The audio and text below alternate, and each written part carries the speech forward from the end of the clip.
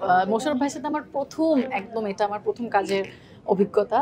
মোশাররফ ভাইয়ের সাথে কাজ করার সুযোগ পেয়েছি এত অল্প বয়সে। তার ৮ নাম্বার বউ হিসেবে। সুন্দরী আমার চরিত্রের নাম। আর অমিতাভ ভাইয়েরও এটা ১ম একটা কমেডি কনটেন্ট হবে। ট্রেলার দেখে বোঝা গিয়েছে যে এটা একটা কমেডি কনটেন্ট। তো ট্রেলার অলরেডি মানে খুব ভালো সাড়া ফেলেছে। তার মধ্যে বিশেষ করে আমার রুনা আপার একটা সিন খুব মানুষ খুব মজা পেয়েছে। তো এটা আপাতত চলছে ভালোই। আশা করছি কনটেন্ট যখন বহেমিয়ান ঘোড়া যখন ৫ তারিখে রিলিজ হবে মনে হয় এটা ভালো রেসপন্স পাবো। নানা জনরায় কাজ করেন, বিভিন্ন গল্প নিয়ে আসলে কমেডিতে খুব কম দেখা যায়। এখন কি মনে হচ্ছে কমেডি একটু বেশি করা উচিত কিনা বলেছেন আসলে? না, আমি দেখলাম আসলে কমেডির কাজ তো আমার একটু কমই করা হয়। কারণ একটু মানে শুরু থেকেই একটু বেছে একটু যেগুলো তো ইনফরমেশন বা পারিবারিক গল্প এই টাইপের কাজ বেশি করা হয়েছে। আর মানুষ আমাকে একটু পারিবারিক গল্পতেই বেশি দেখতে পছন্দ করে। একটু ঘরের মেয়ে বা পাশের বাড়ির মেয়ে বা ঘরের বউ, লক্ষ্মী বউ এই টাইপের। তো ওই জায়গা থেকে আমার বহেমিয়ান ঘোড়া আমার জন্য একদম ডিফারেন্ট একটা প্রজেক্ট। কারণ দেখা গিয়েছে ট্রেলারে যে আমি খুবই চঞ্চল, খুবই দুষ্টু করে কথা বলি, এরকম একটা চরিত্র। সুন্দরী আমার চরিত্রের নাম। তো ওইটা করার পর যখন দেখলাম যে মানুষের রেসপন্স অনেক ভালো, তাই ভাবলাম যে এরপর থেকে একটু বেশি বেশি কমেডি কাজ মানে খুব বেশি করবো না, গতানুগতিক আসলে কমেডি আর যেগুলো মানে ভাড়ামি টাইপের কাজ বলে এই দুটোর মধ্যে অনেক তফাৎ থাকে। তো স্যাটায়ার কমেডি ডিফারেন্ট, তো ওই টাইপের যদি ভালো গল্প পাই তাহলে অবশ্যই করব। যেমন অমিতাভ রেজা চৌধুরীর মতো একজন মানুষ যেহেতু আমাকে নিয়ে কমেডি কাজ করেছেন, সেটা রেসপন্সও ভালো পাচ্ছি।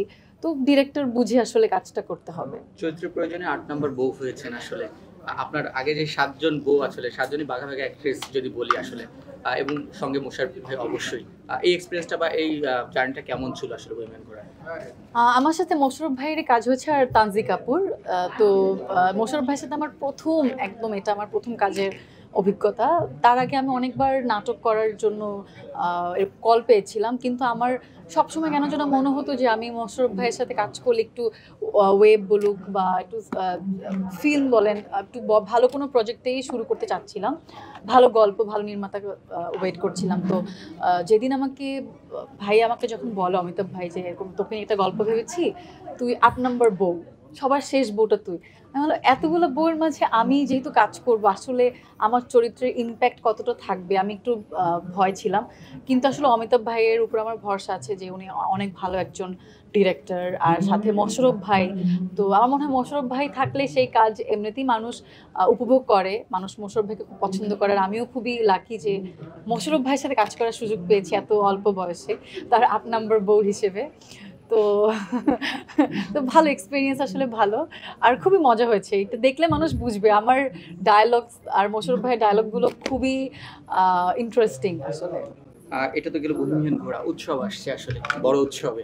আর সেখানে যারা কোয়ার্টিস্ট হিসেবে আছে তারাও আসলে এই প্রজন্মে যারা কাজ করছে তাদের অনেকটা স্বপ্নের ক্যারেক্টার একজন। আর সেই জায়গা থেকে আপনার দৃষ্টিভঙ্গি কেমন ছিল, কাজের এক্সপিরিয়েন্স কেমন ছিল, যদি একটু ছোট করে জানতে চাই উৎসব নিয়ে। আচ্ছা, উৎসব এই ঈদেই সিনেমা হলে আসছে, আমার দ্বিতীয় সিনেমা। সেখানে আরও অভিনয় আছেন জাহিদ হাসান, চঞ্চল চৌধুরী, অপি করিম, জয়া হাসান, আফসানা মিমি। তারা মানে তাদেরকে নতুন করে কিছু বলার নেই, তারা এক একজন লিজেন্ড মানুষ। তো তাদের মাঝখানে আমি উৎসবে একটা চরিত্র করার সুযোগ পেয়েছি। আর যেই চরিত্রটাকে ঘিরেই আসলে পুরো বলবো যে উৎসবের কাহিনী। তো আমি করেছি বেসিক্যালি আফসানা মিমির ছোটবেলা। সো আমার বড়বেলা হচ্ছে আফসানা মিমি। আমার অনেক পছন্দের আসলে একজন, চেহারার দিক থেকে, গঠনের দিক থেকে অনেকটা আমার অনেক পছন্দের একজন আফসানা মিমি। তো আমারও ভালো লাগছে যে তার ছোটবেলার চরিত্র আমি করেছি। আর উৎসবটা এখনও যেহেতু কিছু রিলিজ হয়নি, মাত্র আমাদের কাস্টিং অ্যানাউন্সমেন্ট হয়েছে, কোনো ট্রেলার বা কিছু আসেনি, তাই আমি বেশি কিছু বলতে পারবো না। কিন্তু আমি বলবো উৎসব একটা পারিবারিক ছবি, যেই সিনেমার ট্যাগলাইনই হচ্ছে পরিবার ছাড়া দেখা নিষেধ। তো আমি সবাইকে বলবো অবশ্যই আপনাদের পরিবার নিয়ে এই সিনেমাটা দেখবেন, একা গিয়ে দেখা যাবে না। Thank you.